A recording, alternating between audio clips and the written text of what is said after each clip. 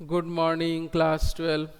पिछली कक्षा में हम लोगों ने बाबा साहेब भीमराव आम्बेडकर द्वारा रचित श्रम विभाजन और जाति प्रथा पाठ को पढ़ना प्रारंभ किया था और हम लोगों ने बाबा साहेब के संबंध में जो हमारे पाठ में संक्षिप्त जानकारी दी हुई है उसको पढ़ा, पाठ का सारांश पढ़ा।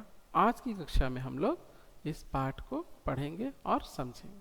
तो चलिए शुरू करते हैं। बाबा साहेब भीमराव आम्बेडकर द्वारा रचित श्रम विभाजन और जाति प्रथा। यह विडंबना की बात है कि इस युग में भी जातिवाद के पोषकों की कमी नहीं है। जो जातिवाद का पोषण करते हैं आज भी वैसे लोगों की कमी नहीं है। इसके पोषक कई आधारों पर इसका समर्थन करते हैं। जो लोग जाति प्रथा का पोषण करते हैं वे विभिन्न मतों से यह हमें समझाने का प्रयास करते हैं कि जाति प्रथा क्यों आवश्यक है।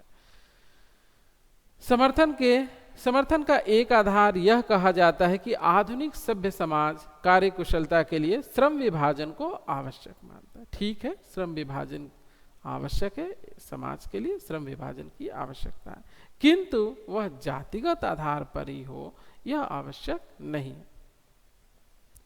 और चूंकि जाति प्रथा भी श्रम विभाजन पर जो क्या है श्रम विभाजन पर आधारित है, उसका एक दूसरा रूप है, इसलिए इसमें कोई बुराई नहीं है। ये जातिवादी जो जातिवाद के पोषक हैं वो ऐसा तर्क देते हैं। इस तर्क के संबंध में पहली बात तो यह आपत्तिजनक है। बाबा साहेब क्या कह रहे हैं कि पहली बात यह आपत्तिजनक है क्या कि जाति प्रथा श्रम विभाजन के साथ साथ श्रमिक विभाजन का भी रूप लिए हुए है। केवल श्रम विभाजन नहीं, श्रमिकों के विभाजन का भी वह एक रूप है। श्रम विभाजन निश्चय ही सभ्य समाज की आवश्यकता है। समाज के विकास के लिए श्रम विभाजन आवश्यक तत्व है, किंतु किसी भी सभ्य समाज के जो हमारा सभ्य समाज है उसमें श्रम विभाजन की व्यवस्था श्रमिकों का विभिन्न वर्गों में अस्वाभाविक विभाजन नहीं करती, उन्हें एक तरह से उस व्यवस्था में ही धकेल नहीं देती।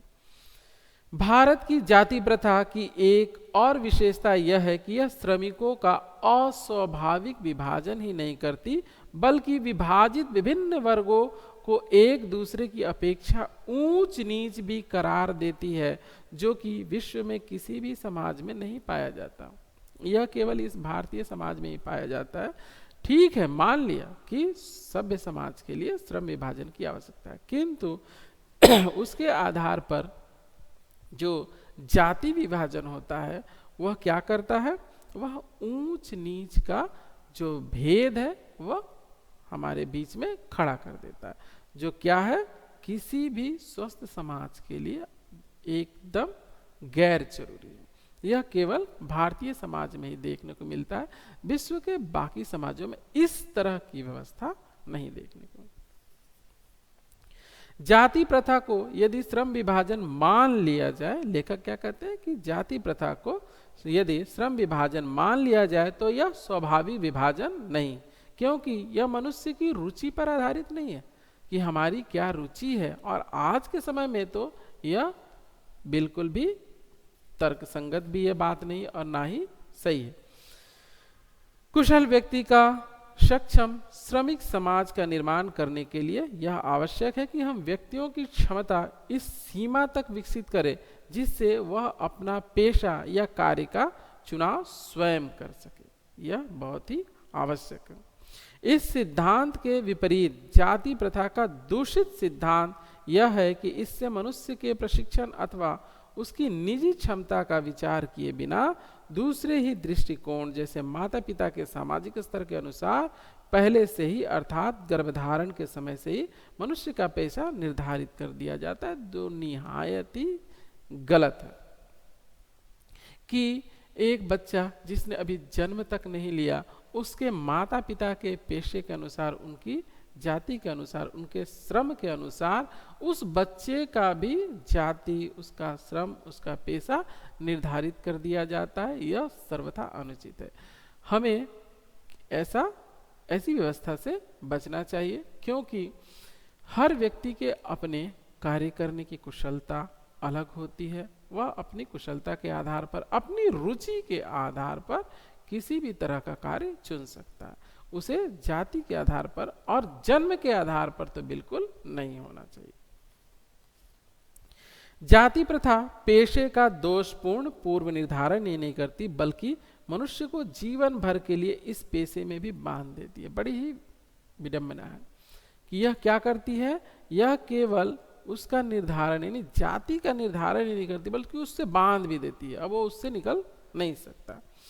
भले ही पेशा अनुपयुक्त या अपर्याप्त होने के कारण वह भूखों ही मर जाए, यानी उसके लिए वह ठीक नहीं है, उसमें उसकी रुचि भी नहीं है, फिर भी वो उसमें बंध गया। अब उसे वही करना पड़ेगा, क्योंकि उसके पिता का यही पेशा था। तो हमारा समाज क्या करता है, पैतृक पेशे को ही अपनाने की पुरजोर समर्थन करता है। चाहे उस व्यक्ति की रुचि हो ना हो, वो उसी में धकेल दिया जाता है, चाहे उसे भूखे मरने की नौबत ही क्यों ना आ जाए। आधुनिक युग में स्थिति प्रायः आती है, क्योंकि उद्योग धंधों की प्रक्रिया वह तकनीक में निरंतर विकास और कभी कभी अकस्मात परिवर्तन हो जाता है। आज हम लोग देखते हैं विभिन्न व्यक्ति विभिन्न तरह के कार्य करते हैं, किसी को उनके पैतृक पेशे के आधार पर या जाति के आधार पर काम नहीं दिया जाता। आज कोई भी कुछ भी पेशा अपना सकता है, जिसके कारण मनुष्य को अपना पेशा बदलने की आवश्यकता पड़ सकती है। और यदि प्रतिकूल परिस्थितियों में भी मनुष्य को अपना पेशा बदलने की स्वतंत्रता ना हो, तो इसके लिए भूखों मरने के अलावा क्या चारा रह जाता है। अगर आज जहां हम लोग अभी हैं, अगर हमें यह कहा जाए कि हम केवल अपने पैतृक पेशे को ही अपना सकते हैं या अपने जातिगत आधार पर जो पेशे निर्धारित कर दिए केवल वही कर सकते हैं, तो कई लोगों के भूखे मरने की नौबत आ जाएगी और यह पूर्णतः एक समाज के लिए निहायत ही घातक हो। तो आज हम इसका किसी भी तरीके से समर्थन नहीं कर सकते। इसे हटाना ही एक सभ्य और स्वस्थ समाज के लिए आवश्यक है। हिंदू धर्म की जाति प्रथा किसी भी व्यक्ति को ऐसा पेशा चुनने की अनुमति नहीं देती, और जो उसका पैतृक पेशा ना हो, भले ही वह उसमें पारंगत हो, ये इस प्रकार पेशा परिवर्तन की अनुमति न देकर जाति प्रथा भारत में बेरोजगारी का एक प्रमुख व प्रत्यक्ष कारण बनी हुई है। यह क्या है, हिंदू धर्म में जो जाति प्रथा है वह उनको उनके पेशे से बाहर, उनके जातिगत पेशे से बाहर निकलने की अनुमति नहीं देती, जिसके कारण बहुत तरह की विसंगतियां हमें देखने को मिलती हैं। इस प्रकार हम देखते हैं कि श्रम विभाजन की दृष्टि से भी जाति प्रथा गंभीर दोषों से युक्त है। लेखक क्या कह रहे हैं कि यह गंभीर दोषों से युक्त है। जाति प्रथा का श्रम विभाजन मनुष्य की स्वेच्छा पर निर्भर नहीं करता। मनुष्य की व्यक्तिगत भावना तथा व्यक्तिगत रुचि का इसमें कोई स्थान अथवा महत्व नहीं रह जाता। पूर्ण लेख में इसका आधार है। इस आधार पर हमें यह स्वीकार करना पड़ेगा कि आज के उद्योगों में गरीबी और उत्पीड़न इतनी बड़ी समस्या नहीं जितनी यह कि बहुत से लोग निर्धारित कार्य में अरुचि के कारण केवल विवशतावश करते हैं। उनमें उनकी रुचि नहीं होती, उस कार्य को करने की रुचि नहीं होती, फिर भी वो विवशतावश उस कार्य को करते हैं। ऐसी स्थिति स्वभावतः मनुष्य को दुर्भावना से ग्रस्त रहकर टालू काम करने और कम से कम करने के लिए प्रेरित करती है कि वह काम को टाल दे या फिर जैसे तैसे बस करे।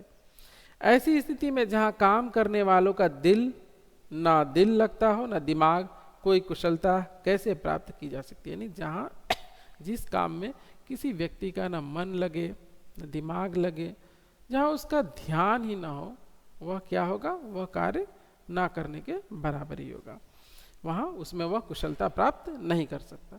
अतः यह निर्विवाद रूप से सिद्ध हो जाता है कि आर्थिक पहलू से भी जाति प्रथा हानिकारक प्रथा है, क्योंकि यह मनुष्य की स्वाभाविक प्रेरणा, रुचि व आत्म शक्ति को दबाकर उन्हें अस्वाभाविक नियमों में जकड़कर निष्क्रिय बना देती है। कई तरह के जो जातिगत नियम हैं, आप उसके आधार पर एक व्यक्ति निष्क्रिय हो जाने के लिए बाध्य हो जाता है। उसकी जो अपनी क्षमता होती है, उसकी जो अपनी कार्यकुशलता होती है, उसको इस आधार पर दबा दिया जाता है, कुचल दिया जाता है, वो अपनी कुशलता को बाहर नहीं ला पाता। इस कक्षा में इतना ही। अगली कक्षा में जब हम लोग मिलेंगे तो बाबा साहेब का जो दूसरा पाठ है, मेरी कल्पना का आदर्श समाज, उसको पढ़ेंगे। तो मिलते हैं अगली कक्षा में और पढ़ते हैं मेरी कल्पना का आदर्श समाज।